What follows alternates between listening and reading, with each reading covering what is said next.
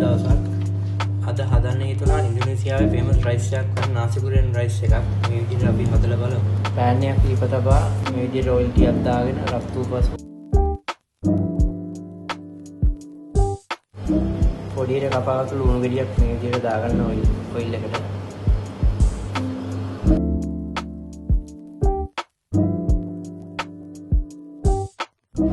පසුව සුදු ලුණු ගෙඩි දෙක තුනක් පොඩියට කපාගෙන මේ විදිහට දාගෙන සෝටේ කරගන්න ඕනේ. ඒක රන්වන් පෑහ ගන්නන්න තුරු.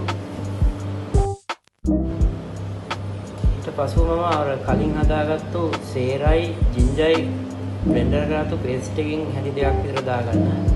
දැන් දෙකක් දාගෙන ඒක රන්වන් පෑහකට තුරු තියන්න. අවසානයේ මම ඒකට එකතු කරන බ්‍රවුන් සුගර් ටිකක්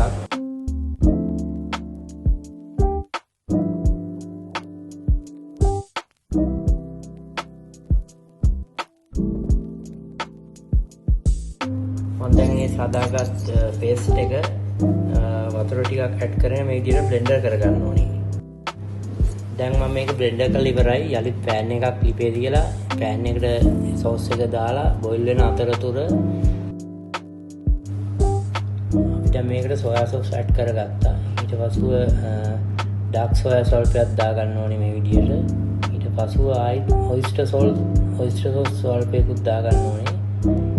ඊට පසුව මම ඇඩ් කරගන්නවා මේකට සවර් ටේස්ට් එක එන්න ඕනේ හින්දා වයිට් විනිගර් ටිකක්.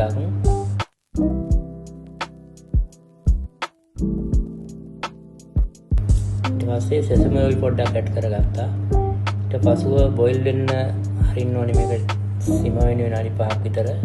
ඒ අතරතුර මම කෝන්ෆ්ලවර් ටිකක් ඇඩ් කරගෙන මේක ටික් කරගන්නවා. දැන් මම සෝස් එක හදලා ඉවරයි. ඊට පස්සේ අපිට මේකට රයිස් එකට අවශ්‍යයි chili paste එකක්. chili paste එක හදන හැටි මම ඔයගලට පෙන්නන්නම්. කූනිස්සු ටිකක් අරගෙන මේ විදිහට හොදගෙන ස්ට්‍රේනර් කරගන්න. ඊට පස්ව මේ වගේ ඔයිල් ටිකක් දාලා පෑන් එක රත් වූ පසු අනියන් ගෙඩියක් පොඩියට කපාගෙන සෝට කරගන්න හොඳට බ්‍රවුන් වෙන තුරු. ඒකට දාගන්න සුදු ලුණු ගෙඩියක් පොඩියට කපාගෙන ඊට පස්සේ ජින්ජර් ගාර්ලික් පේස්ට් පොඩ්ඩක් දාගන්න ඕනේ මේ විදිහට. ඒක කුක් කරගන්න ඕනේ රන්වන් පෑහ ගන්න තුරු.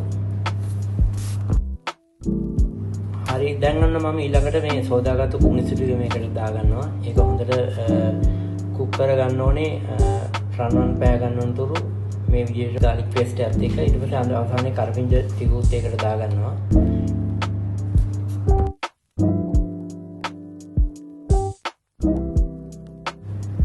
දැන් මම මේකට කැලරිස් දාගන්නවා. ඔයාලට ඔයිල් මදි නම් තමයි ඔයිල් දාගන්න පුළුවන්. මම chili paste එකක් නම් ඔයිල් ගතිය තියෙන ඕන හින්දා මම ඔයිල් ටිකකුත් දාගත්තා මේකට. මෙන්න මේ විදිහට තමයි chili paste එකේ අවසානයේ sugar පොඩ්ඩක් ඇඩ් කරගන්නවා. salt මදි නම් salt පොඩ්ඩක් ඇඩ් කරගෙන මේ විදිහට chili paste එක ඔන්න දැන් හදාගෙන ඉවරයි.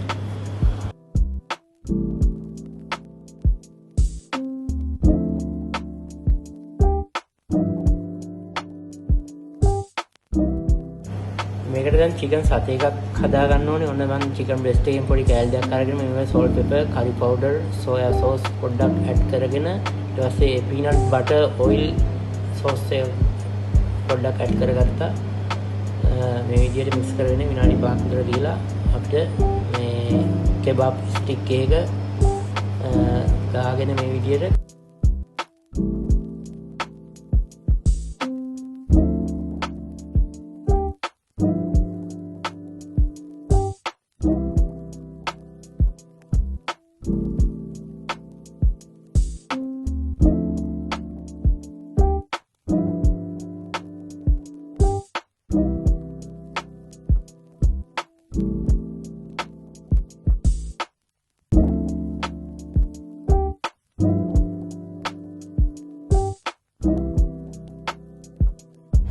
දැන් මේක අනිත් පැත්තත් කුක් කරගන්න ඕනේ. මේ විදිහට මේ පාත්‍රෙම ඉන්න දෙපැත්තම හොඳට රන්වන් පෑහ ගන්න තුරු කුක් කරගෙන අපි දැන් මේක කුක් කරගෙන ඉවරයි. ප්ලේට් එකකට දාගෙන පසකින් තියාගන්න. ඊට පස්සේ අපි රයිස් එක හදන හැටි බලමු. අපි අපි දැන් වොක් පෑන් එකක් ගෙන හයි ප්‍රෙෂර් ගෑස් එකේ තවා ඊට ඔයිල් තමා මුලින්ම බිත්තරේ දාගන්න. බිත්තරේ දාගෙන මේ විදිහට මික්ස් කරගෙන ඊට පස්සේ සුදු ලුණු ජින්ජර් පේස්ට් එකකින් සෝල්ට් එකක් ඇඩ් කරගන්නවා. ඊට පස්සේ හොඳට මික්ස් කරගන්න ඒක. ඊට පස්සේ කැරට් කොටුවට කපාගත්තු කැරට් සෝල්ට් එකක් ඇඩ් කරගන්න. හොඳට ඒ කැරට් එක කුක් වෙන්න ඕනේ ටිකක්. ඊට පස්සෙ කැබේජ් සෝල්ට් එකක් දාගන්න ඕනේ මේකට වයිට් කැබේජ් එකකින්. ඊට පස්සේ මේ විදිහට කුක් කරගන්න හයි ප්‍රෙෂර් ගෑස් එකේ. ඊට පස්සේ මම මේකට ඇඩ් කරගන්නවා අපි කලින් හදාගත්තු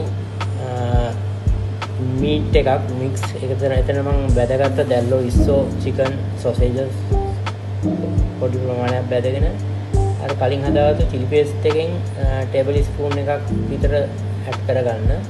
ඊට පස්සේ මම අර සෝස් එකක් හදාගත්තේ ඒකෙනුම් ටේබල් ස්පූන් 3ක් විතර ඇඩ් කරගන්න ඕනේ මේ රයිස් එක පෝෂන් එකකට.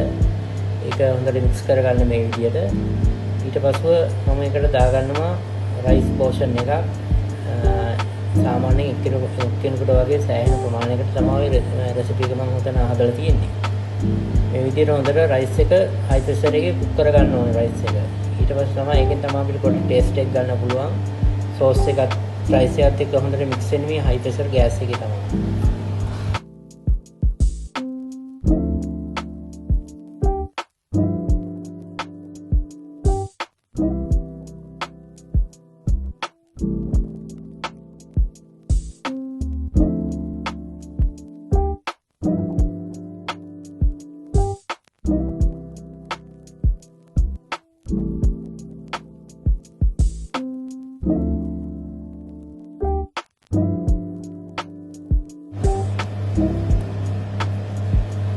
රයිස් එක මේ විදිහට කුක් කරගෙන අවසානට මම ස්ප්‍රින් අනියන් සෝල්ට් එකක් ඇඩ් කරගන්න. මොකද ලීක්ස් දාන්න නැහැ. ස්ප්‍රින් අනියන් නාසියකට දැම්මම තමයි ගොඩක් ටේස්ට් එක එන්නේ.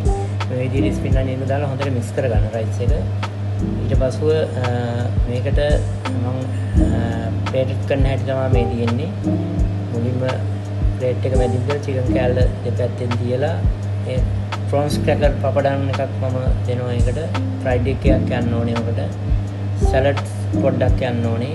ඒ විදිහට තමයි ප්ලේට් දෙන්නේ.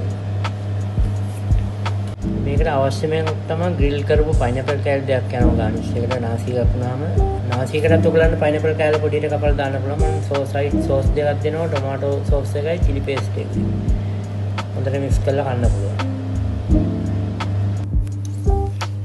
මේක තමයි මම හදාගත්තු නාසි ගුරෙන් එක. මේ විදිහට රෙසිපි මම ඉදිරියට ගෙනෙනවා. මාව සබ්ස්ක්‍රයිබ් කරන්න, ෆලෝ කරන්න. මම චෙප් කුලේ. Thank you.